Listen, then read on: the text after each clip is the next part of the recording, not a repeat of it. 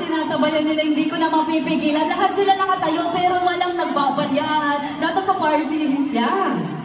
At alam niyo po ba na sa tingin namin ay hindi lang ito ay reunion ng Sex Bomber. Tama. Tama ka dyan. Ito ay reunion ng lahat ng pinalaki ng Sex Bomber.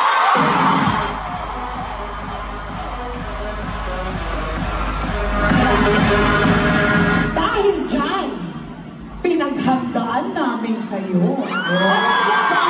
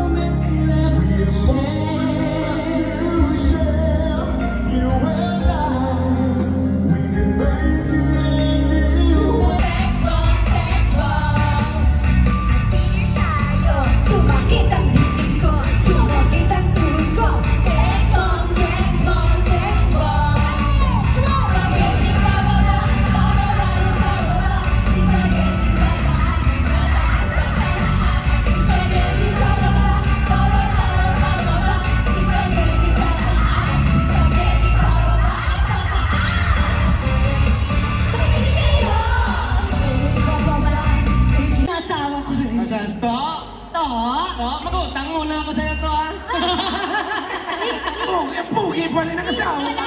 Girls! Ninong! Ay, Makaruling tayo. Ay, 1, 2, 3. Sa may bahay ang aming bati. Merry Christmas. Dali! Sandali! Ayan na. Ako, ginagalit niyo ako talaga. Hoy! Pila mo ila kayo. Pila. Ila kasi. Minsan lang daw, Brad. Uy! Kasi. Alam mo ikaw, Okay. buti na lang lagi ako ready. Yeah! Yes! Merry Christmas. Kuya! Kasi, ay, kala ko pa. Hindi, Brad, Pare, ikaw, Ako? ilang taong ka nung pumuputok ang sex ba? ay, nung sikat na ang sex bomb. Nasa Bulaga ka na ba nun? Nagsimula ako sa Itbulaga year 2000. 2000. Oh, magkakaalaman tayo ng 2000, nasa kayo. Nasa Bulaga pa rin. Ikaw na 1,000. Doon po kami nag-start.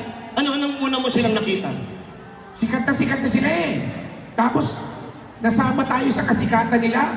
Oo nga, Sa isang banda, naimbita tayo sa isang show nila. nakasama natin sila. Yes, doon ako naka-experience na sobrang sikat nila. Yung coaster, iginaganon-ganon ng tao.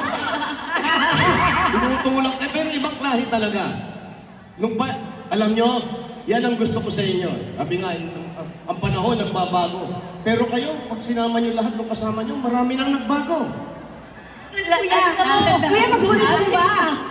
Teka, baka madulis ka. Pero sobra ang kasikatan ng sex bomb noon. Wala pang social media. Friendster pa lang. Wow, Friendster pa lang. Alam Doon na nyo- nag-uusap-usap. Alam nyo, Napaghahalata niyo edad. ginulo nyo eh. Kayo yung mga grupo na kahit bata kasi gusto. Ang nangyayari kasi, yung mga bata, eto, sorry ha, inaanak ha. Opo. Wala naman ano masabi ko sa mga araw na ito, pagpasensyahan mo. Hindi, okay lang no. Etong inaanak ko, nung nag-audition sa akin yan, dugyot na dugyot yan. Grabe ka naman. Alam yan! Alam yan! Nandiyan yung asawa. Mamarinig ka. Manito! Talagang, mga ilang beses, pabalik-balik, magaling sumayaw, malambot yung katawan, tapos pero ayaw umiti. Sabi ko, ano ka ba? May masama naman nangyari sa'yo nung kabataan mo, bakit di ka? Hanggang sa bumalik na bumalik, ayan na siya. Kasi ano to, medyo rito eh. Opo. Sabi ko, Baton. oh, eh ano sumasayaw siya? Pinahagis pang ganun eh. Pero, halos lahat kasi sa kanila, makwento ko na lang, halos lahat sa kanila, ako nag-audition dyan sa mga Yes contest. po. Yung sex bomb contest. Ako, TV Babe kuya, nag-audition ako. Wala kang contestant noon, nag-audition ako sa salang ka na. Oh, walang-wala na eh. Siyempre, Walang-wala na eh. kakaawa. Kumakalap sa TV. Kuya, kakain lang. Oy, ako naman, search for the Anong sex bomb. Anong sinasabi mo? Sex bomb ako, pero sabi mo, sali ka muna ng TV Win kasi ang ganda mo eh. Alam mo, ikaw paniwalain ka din. Pero anong sinasabi mo? Uy, excuse me, marunong ka bang sumayaw? Ganon? Hindi, pag nag-audition ako, pasasayawin ko na. Tapos? Sayaw. Tapos doon muna. Tapos, pagtapos ng audition, iisa-isayin ko na, sasabihin ko na kung anong kulang, kung gusto mong bumalik, pwede ka naman bumalik. At ganon katyaga ang sex bomb dancers. Hindi sila sumusuko kahit anong mangyari. Parang sa kabataan, parang ang dali-dali nilang abutin kasi. Yung panahon nila, yung pamangkin ko, baby pa. Wow. Diyos ko naman. Baby pa, inaalagaan ng nanay. Oh. Tausuhan ng spaghetti pa Oo, ba? Baby, spaghetti pa ba? Hinong-hino na yun. Hanggang nag 3 years old. Oo. Spaghetti. Yug-yug na. Ang galing! Lumalaki na. Tumalaki na. Oh. 5 years old. Oh. Spaghetti. Oy, may kempot na. Ano pa nang yung kendo? Dali, tanong ko lang. Naging 10 years old na. Oh. Spaghetti. Ay, may step. Alam ko kung ano na ngayon. Ano na ngayon? Bakla na. Ay! Lalaki ba yun? Lalaki pala yun. Pero ikaw, ano yung gustong-gusto mo sa kanila? Yung, ano yun? Ay, siyempre yung kasi get. Ow! Ang dami namang barang. Bakit ganun sa'yo? Alam na eh. Pero congratulations sa inyo. Thank you. Yung pwede ba ako mag-share ng isang ano lang, tribute Sige, para kay sige. Ninong Jose? Alam niyo po ba, sa Itbulaga, kapag sumisigaw iiyak po ako, iiyak ng, ako. ng Laban! Ang bawi! si Ninong yung nagsasalita sa amin ng kung ano yung sasabihin namin kay boss. Sinisigaw ko sa kanila, pinipid ko sa kanila kung ano yung, bossing, blah blah blah, kung ano ba yung sinasabi. Ano yung, may post, ano yun, pengi kaming load yun. Bossing! Bossing! Pengeling load! Mga ganon. Ako, kaya, ang bilib din sa kanila, pag binitaw mong ganon, alam nila kung saan ipapasok pwede yung ginagawa, yung pagchat-chat na ginagawa namin. At galing yun karamihan kay Ninong Jose, Yes. ganon kabilis ang utak niya. At eto ang pinakamalupit sa lahat. Sorry, Sela. Opo. Nung bumubuo na ng singer, ang malupit, gustong tanggalin si Rosel. Bakit pare? Ngayon ko lang nalaman yan. Hindi ko nakabanggitin kung sino-sino pa yan. Basta gusto nilang alisin kasi hindi ganun nakakakanta. Hindi ko sinasabing hindi marunong kumanta. Oo, okay Sabi lang. ko, hindi ganun nakakakanta. Ayos ka, kuya. Sabi nung asawa niya, Bakit ganun yung asawa? sabi ni Adol, marunong kumanta yung asawa.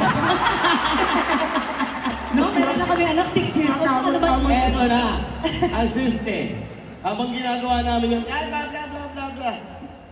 Huwag niyong tanggalin. Isama niyo. Paanong gagawin niya? Yung mga to na, sa kanya markado yun. Ibig sabihin, Totoo. pag nilagyan mo ng singer at nawala yung, washing, pag nawala yun, hindi singer ng sex bomb yun. Ayun. Kaya napilitan siyang Kaya inilagay na siya, kasi talagang kailangan naman, pero ngayon nakita niyo naman kumanta. Huwag kayo sinungaling, iba na kayo. At isa pa sa pinakamaganda nangyari sa buhay niyo. Ang swerte nun eh. Bakit? Sa recording, yun lang yung ginagawa niya. Hindi, totoo. Totoo. Yun yung Ang matindi nito, yung voice coach, cut. Sabi ko, ha? So, nagsintonado pa siya doon. Yun lang talaga, Yun yung gagawin ko. Walang gagawin niya kundi Pero sabi ko talaga. Ate Rochelle, Hello, Ninong! Na-perfect ko naman yung ano. Totoo. Pero, Yung get out. Talaga yun ikaw lang nakakagawa na. At ang nakakatawa at mang nangyari sa inyo, congratulations sa inyo. Thank you. Sabi nga nung nawala kayo, naikwento niya na yan, after 17, napunta kayo, naghiwa-hiwalay kayo. Akala nyo doon natatapos. Sabi nga natin, sa atin sa buhay ng tao, hindi natatapos ang buhay hanggat hindi tayo pantay ang mga paa natin. Oh. Pero kayo, pinagpatuloy nyo yung laban ninyo. Ipinakita nyo, si Yvette, napanood ko, na naglilinis na ron ng CR. Ah? Kamo, binigyan ka na ng trabaho, nagre-reklamo ka pa. Ang hirap kasi ng change. Yun nga ang ibig ko sabihin. Yun ang ibig ko sabihin. Kumanta at magpasaya ng mga tao. Malaking bonus na naging ganito para makatulong sa aming mga pamilya. Kaya maraming salamat kay Lola Joy na nagbuo at naniwala sa sex bomb. Inilabas lahat ng talent na meron kami na hindi namin inakala. Sa Itbulaga kung saan kami unang nabigyan ng tsansa. Salamat sa lahat ng sumabay sa kanta at sumayaw sa amin. Sa lahat ng pinalaki ng sex bomb! Sa lahat, ano ba yan? Nang lumaban sa buhay at hindi bumawi. Kayo ang lakas sa likod ng sex bomb. Teka lang, gusto ko maganda ako dito, wait lang. Kasi kayo to pinalaki namin ka. Gusto ko din pasalamatan at saluduhan ang mga kasamahan ko. Hindi pa ito ang katapusan.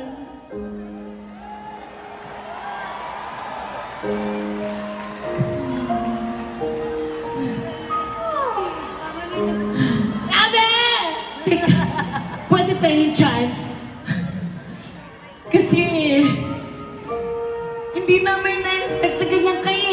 kasi yung pagsalubong sa sex bomb. Akala namin wala kami legacy na naiwan. Pero kayo wala dyan sa taas hanggang dito sa baba. Kayo yung bumuo sa amin. Kayo yung backbone namin. Maraming salamat po. Maraming salamat sa suporta at pagmamahal nyo sa Sex Bomb. Hindi kami makakarating dito kung wala kayo.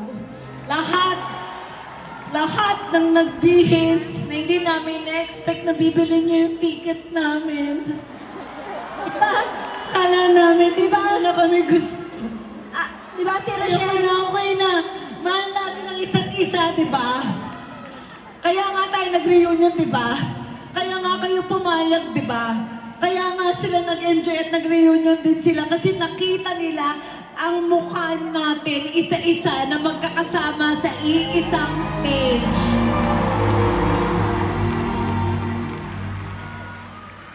Grabe.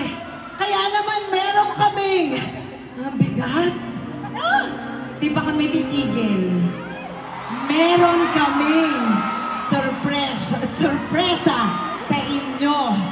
Watch this.